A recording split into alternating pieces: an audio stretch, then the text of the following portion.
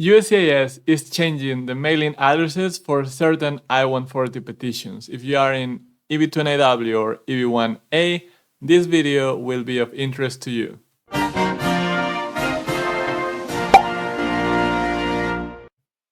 Hi, my name is Oscar and I'm a scientist. And in this channel, we cover green cards in which you can self-petition. That means you don't need to have a company sponsoring you or hire a lawyer to create your petition. You can do it by yourself if you choose to do so. Today, we're going to just give an update on some news that USCIS just released today. So let's jump to my other screen and I'll show you where you can see this news. So if you go to the USCIS website, then you click on Newsroom and then you will access all the news from USCIS. You can filter them by category, you can do whatever you want, you can even look for older news. But today, November 9th, they issued this piece of news that I have just opened here. And in this news, you can see how USCIS is changing the filing location for premium processing, Form I-907, with Form I-140, okay? And here they just explain, well, USCIS is starting to transition to different filing locations, and this is to increase efficiency by reducing their footprint at the service centers, because they are removing some service centers mailing addresses and using lockbox location instead.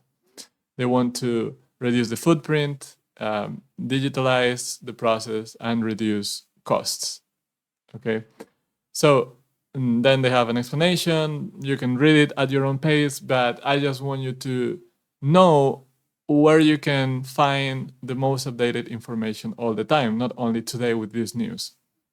By the way, this will start on November 13th, and that I believe is Monday. That's what I thought, but I wanted to double check. So fine, you can read the news at your own pace, but let's go and see where you can find information for where to file. So you go to uscis.gov/I-140. That's the place you have to go if you are filing an EB2 NIW or EB1A petition. Both use I-140 form. So go to the official website for I-140 and then scroll down to where to file.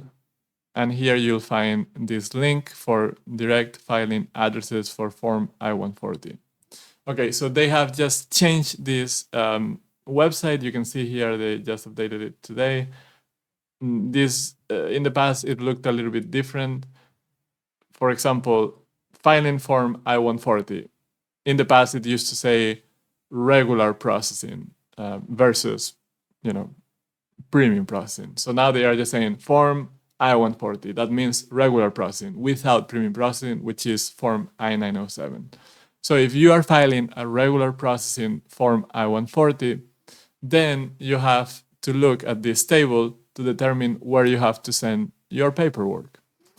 If you will work in any of these states, then you will use one of these two addresses. If you are in the US, you can choose between them, because you can either use USPS or you can use FedEx, UPS, or DHL. So depending on which one you use, you will select one or the other. Now, if you are abroad, you really have no choice. You have to go with this one because you are going to use a private courier, which is going to be FedEx, UPS, or DHL, or an equivalent in your country. But when they enter the US, they'll have an agreement with one of these. So now the difference is that in the past, you didn't have to select based on your state where you were going to work in. Now you do have to select. Let's say you are planning to move to California, then because California is in this table, then you select one of these two addresses. And of course, there's another group of states here. So let's say in my case, I was filing an I-140 regular processing, and I was going to work in Boston, Massachusetts. So I see that Massachusetts is in this second table. So I go, and because I was in the US, I could file it using USPS. So I use this address. Easy.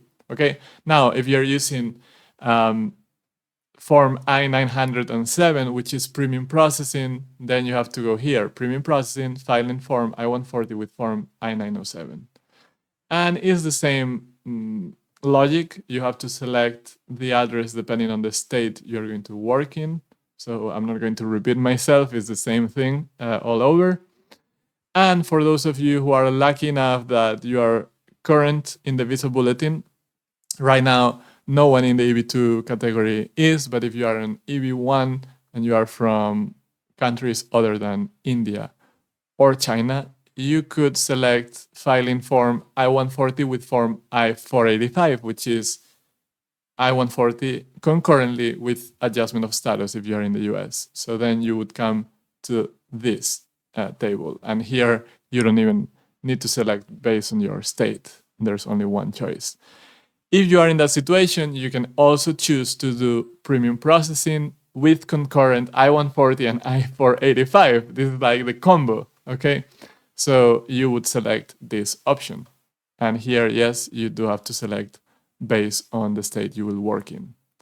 Finally, there's another option which is applicable to anyone. If you have filed an I-140 with regular processing and now you change your mind and you want to upgrade it to premium processing, then you can select this option. And this is the address where you have to send.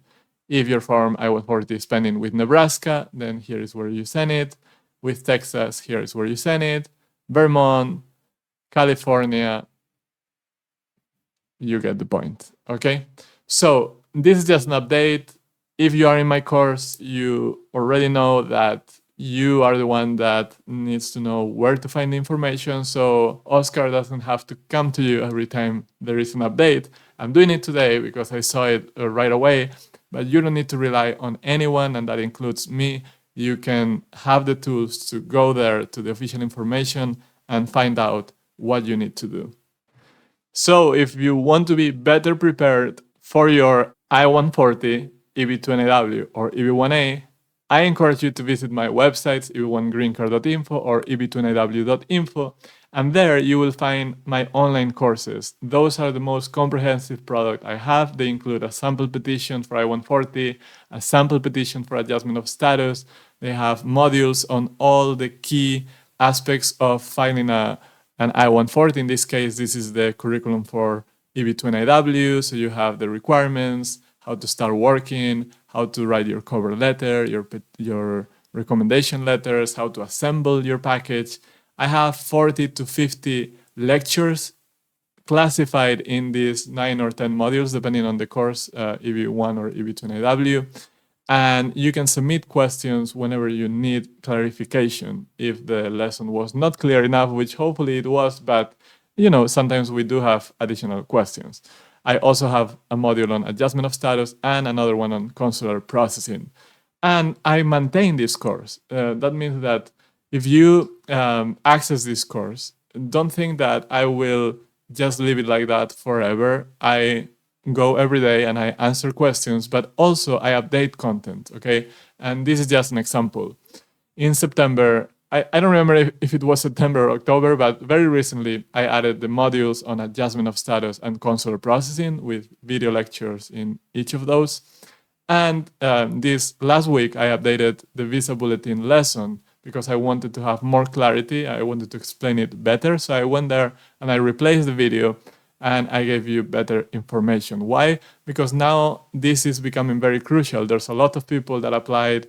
They submitted their I-140 months ago, and now those dates are becoming current. So I want you to be able to interpret the visa bulletin as clearly as fast as you can, okay? I don't want you to depend on me to read the table for you. Now, what do I plan for the coming weeks? Well, this content from today, where to mail paperwork, I will update it a little bit, even though, you know, the lecture as it is fine, but I will show you the updated screenshots and all that. How to pay, there will be an updated video because I have new tips to give on what are the preferred ways to pay your I-140 from abroad, for example. And then I'm starting the live sessions for course members this month. If you are a member in my EB2 NIW course, I will start with that. Maybe later I will do EB1, but EB2 NIW will meet once a month, and I will do a live Q&A, so you can ask me anything and I will reply in that very moment. This is an additional perk to course members. You don't have to pay extra for that. That's included. Now, if you are interested in these courses, I encourage you to check them out quickly, join them, because at the end of this year, the price is going to go up. I have kept the introductory price from the very beginning of the course. It's been many months now. I gave you enough time to jump in. Now I'm going to start increasing a little bit. It's not going to be expensive. I'm going to keep the cost as usual, as low as I can. But if you are interested, your time is now. Join before that happens. As usual, I would like to thank you for listening to me. Today was a quick video, an update. I will come back with more information on EB2 NIW or EB1A. Thank you for your support. Good luck in your green card journey.